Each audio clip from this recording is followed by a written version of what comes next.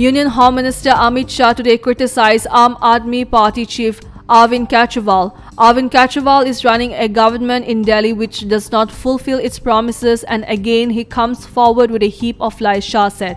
In my political career, I have never seen such a liar. I have no problem with using such harsh words because I am convinced, he added. The Kuki Inpi, a key organization representing the Kuki Zo community in Manipur, has strongly rejected accusation by the Coordinating Committee on Manipur Integrity (COCOMI) that the Kuki Zo people instigated the ongoing conflict in the state.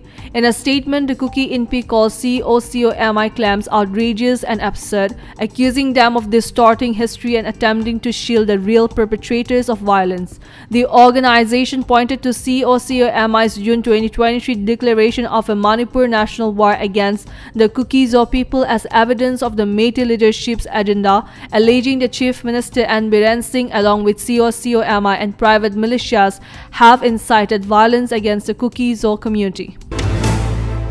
Legal experts are strongly against awarding the death penalty amid the debate over Kolkata court sentencing of Sanjay Roy to life imprisonment till death for the rape and murder of an on-duty medic at RG Kaur Medical College and Hospital. The Sealdah Session Court convicted Roy on January 20, sentencing him for life imprisonment. Former Supreme Court Judge Ashok Ganguly criticized the death penalty as undemocratic and irreversible, arguing that it should not be continued in a free democratic country. He also pointed out that over 150 countries, including all of Europe, have abolished the death penalty, and some US states also do not award capital punishment.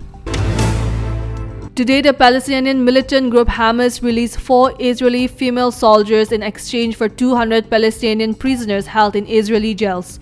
The soldiers were part of a female observer unit stationed around Gaza and were among the 250 hostages seized during the October 7 attack. Footage of the capture along with another soldier was aired on Israeli television after the families permitted its release to raise awareness and pressure for their return.